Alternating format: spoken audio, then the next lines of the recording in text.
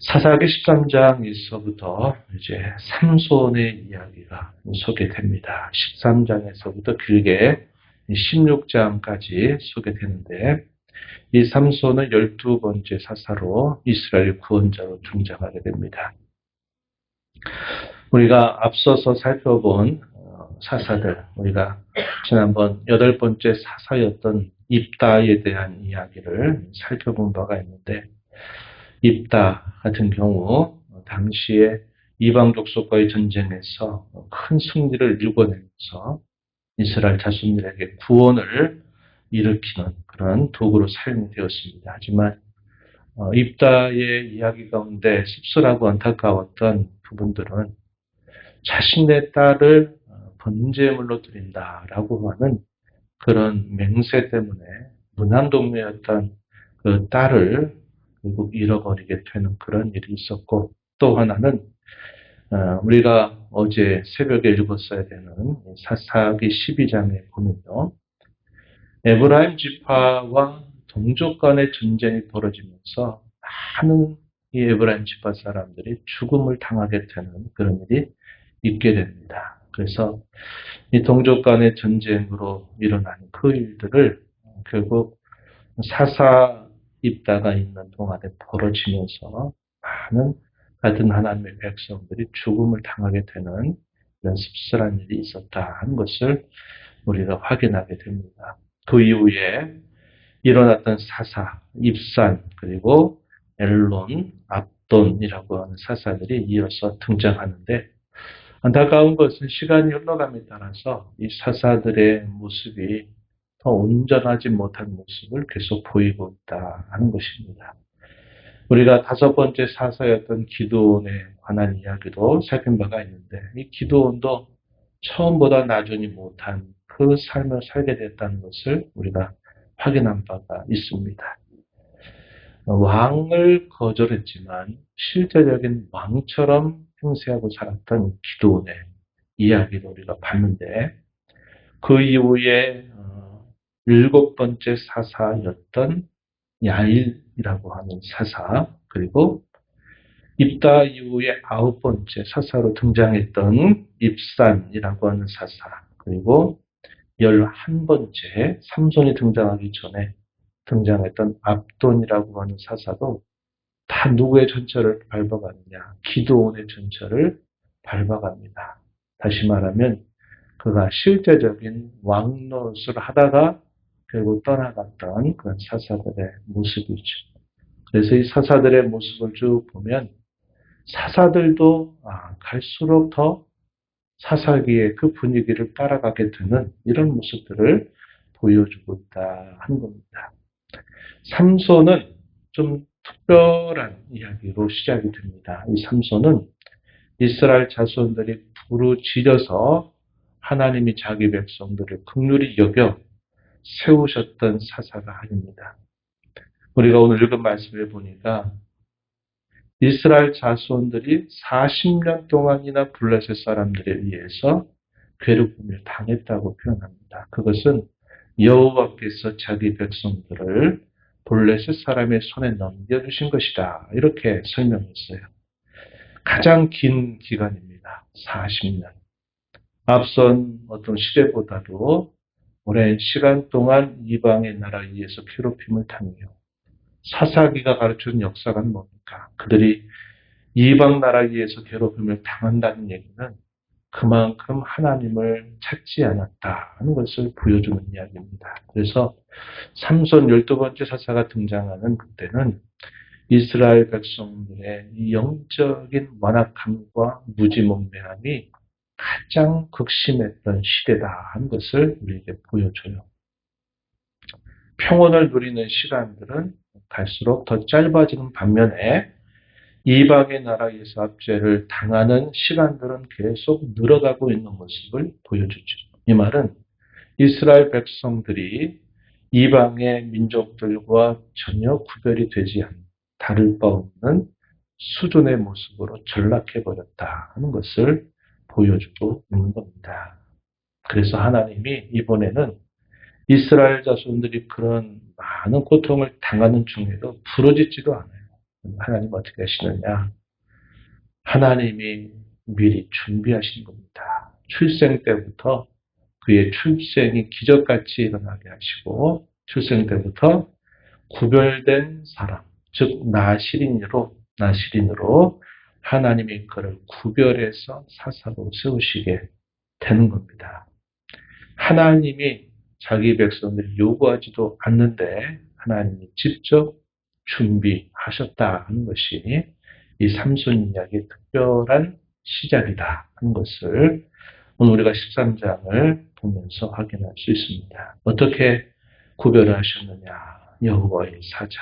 우리가 살펴본 것처럼 부유하게 미리 나타나신 그리스도라는 사실, 이 여호와의 사자가 어느 날 이 마노아라고 하는 남편, 그 아내에게 나타나게 됩니다.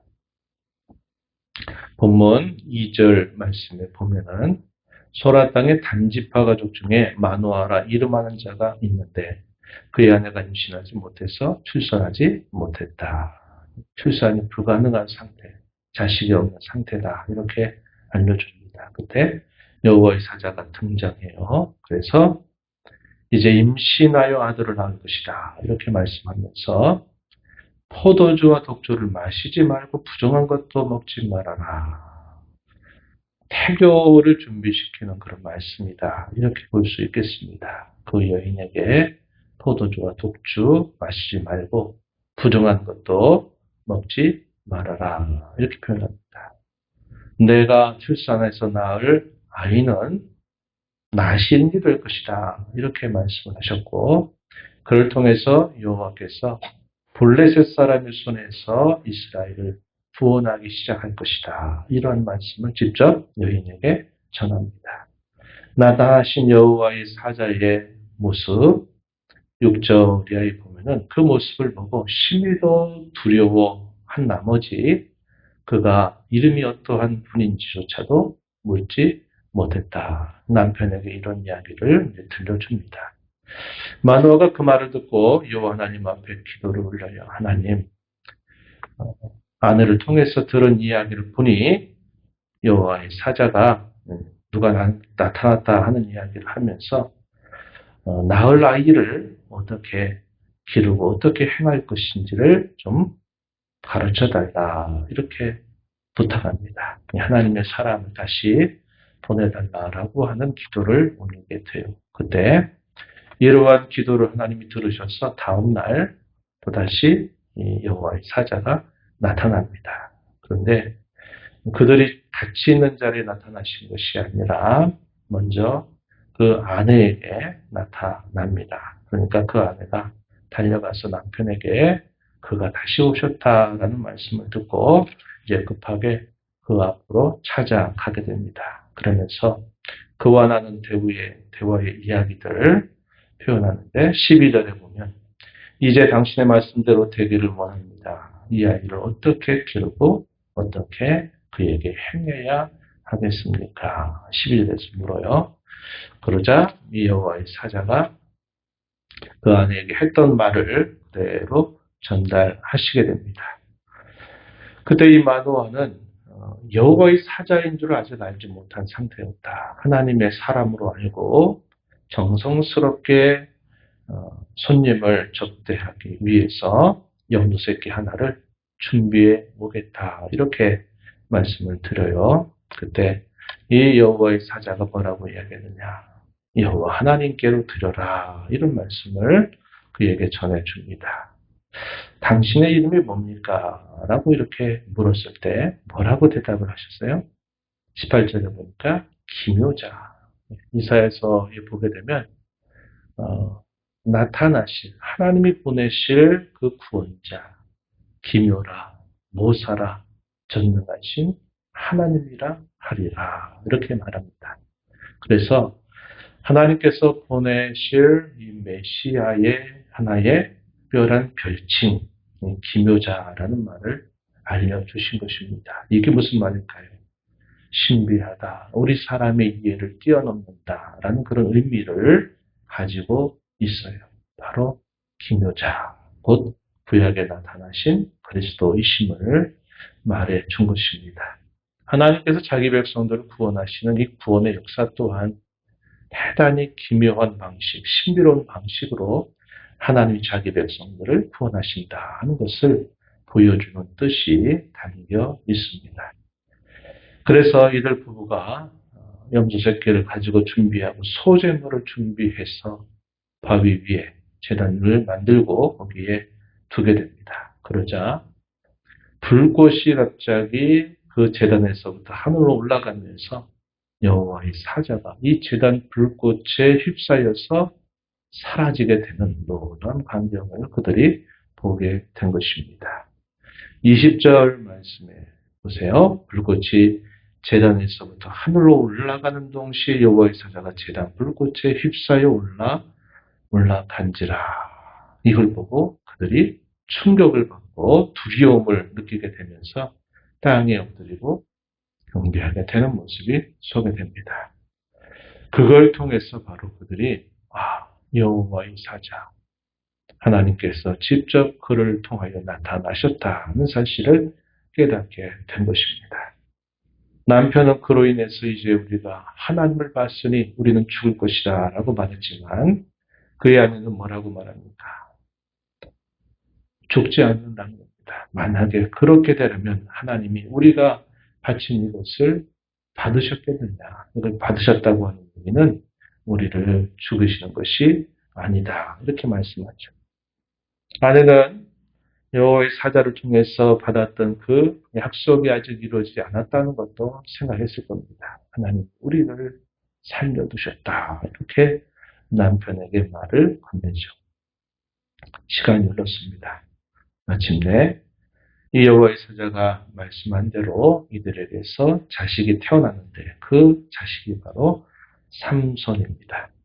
그가 태어나 자랄 때 여호와께서 그에게 복을 주셨다. 그러면서 이제 때가 되니까 성령께서 그를 움직이기 시작하셔서 구원의 역사를 시작하시게 된다. 이것이 13장 마지막 부분에서 소개가 되고 있습니다. 오늘 이 말씀을 우리가 보면서 이 삼손의 등장이 매우 특별했다 하는 것, 우리가 살펴본 것처럼 이스라엘 자손들은 그 많은 가장 긴 고통의 시간들을 보내면서도 여호와의 이름을 부르고 찾지도 않았다.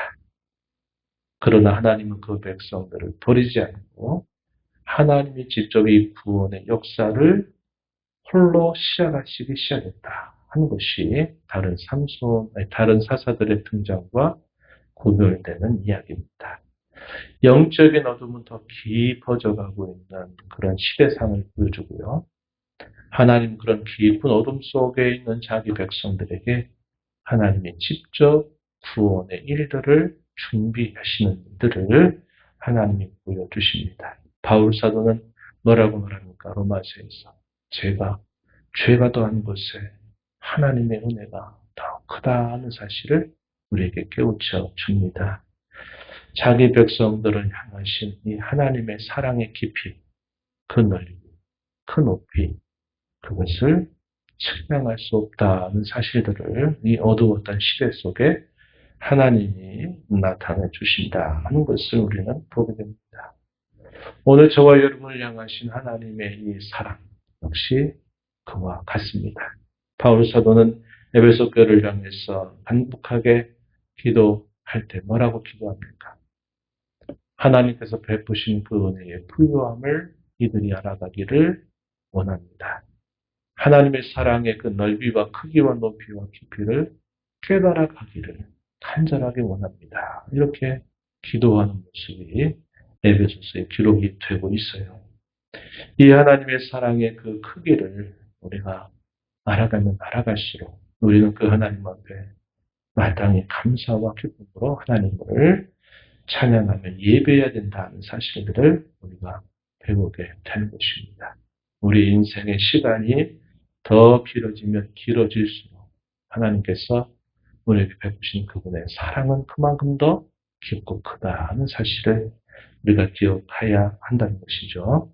오늘 복된 주일을 하나님의 저와 여러분 또다시 허락하셔서 그 하나님을 노래하고 찬양하며 경배하는 복된 날을 주셨습니다. 오늘 복된 주일을 우리 하나님의 그 사랑 더 알아가기를 소망하면서 베푸신 그 사랑을 노래하고 찬양하며 영광 돌리는 저와 여러분 되기를 바라고요. 나시린의 이 규정은 구약시대의 특별한 제도였습니다. 나면서부터 구별하는 거죠. 그는 하나님에 의해서 구별된 사람이다. 혹은 하나님께 바쳐진 사람이다. 라는 그런 의미를 갖고 구약시대에 이런 규정이 있었습니다. 신약시대로 오게 되면 나시인이라고 하는 특별한 제도가 있지 않아요. 그 말은 무슨 말입니까? 그리스도인으로 구원받아서 구별된 모든 사람들이 이 땅에서 나시린과 같이 살아야 된다는 것을 우리에게 잘 보여줍니다. 세상 가운데 섞여 살면서도 세상에 속하지 않은 그 구별의 정체성을 가지고 우리가 이 땅을 살아가기를 하나님은 오늘도 저와 여러분에게 원하시고 요구하시고 기뻐하신다는 것을 배웁니다.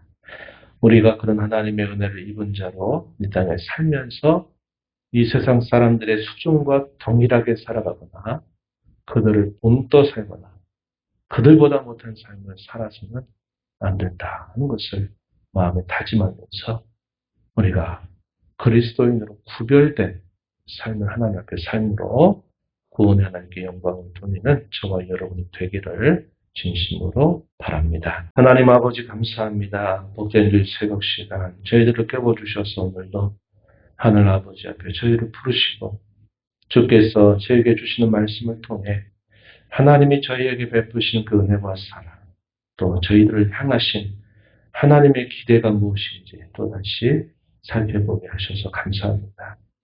사사시대가 흘러가면 흘러갈수록 또 구원자로 세움받은 사사들의 생애를 바라볼수록 사람 편에서 세워진 이 모든 모습들은 더욱더 연약하고 흠결이 많은 사람들로 나타남을 보게 됩니다.